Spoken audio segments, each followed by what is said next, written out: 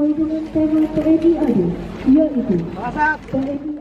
Kepala Staf Angkatan Darat Jenderal TNI Maruli Simanjuntak didampingi Pangdam Iskandar Muda Majen TNI Novi Helmi Prasetya menanam bibit mangrove secara serentak di Provinsi Aceh pada Senin 12 Februari 2024. Lahan seluas 102,5 hektar dengan jumlah bibit mangrove sekitar 64.500 bibit ditanam serentak oleh seluruh kodim di jajaran Kodam Iskandar Muda. Kegiatan penanaman bibit mangrove tersebut merupakan bagian dari komitmen TNI dalam melestarikan lingkungan yang dimulai dari Aceh.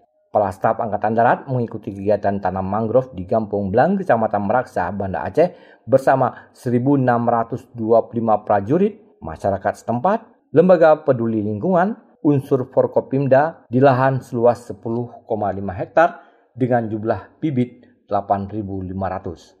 Maruli berharap program yang dimulai dari Aceh ini akan berlanjut di seluruh Indonesia karena hal tersebut relevan dengan tugas TNI Angkatan Darat. Menanam mangrove di seluruh kodim juga kita laksanakan penanaman mangrove di 100,2 hektar tanaman mangrove di Aceh.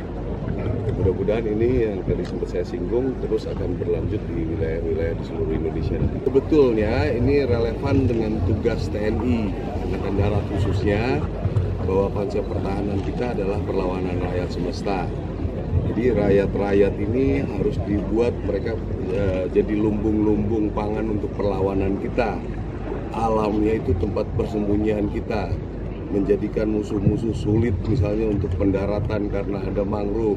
Hutan-hutan kita, jadi membuat orang nanti kendaraan-kendaraan tank juga tidak bisa masuk. Jadi sangat relevan dengan Angkatan Darat khususnya dengan konsep pertahanan. Jadi nanti juga dalam konsep perlawanan kita kan bergabung semua. TNI, darat, laut, udara, Polri itu sudah nyambung. Jadi antara alam, konsep pertahanan itu kita sangat relevan. Selanjutnya, penanaman mangrove ini akan menggunakan drone untuk wilayah-wilayah yang tidak bisa dijangkau dan untuk penanaman di kawasan lainnya tetap bersinergi dengan masyarakat dan komponen lainnya. Dari Banda Aceh, Lala Nurmala melaporkan untuk Puja TV Aceh.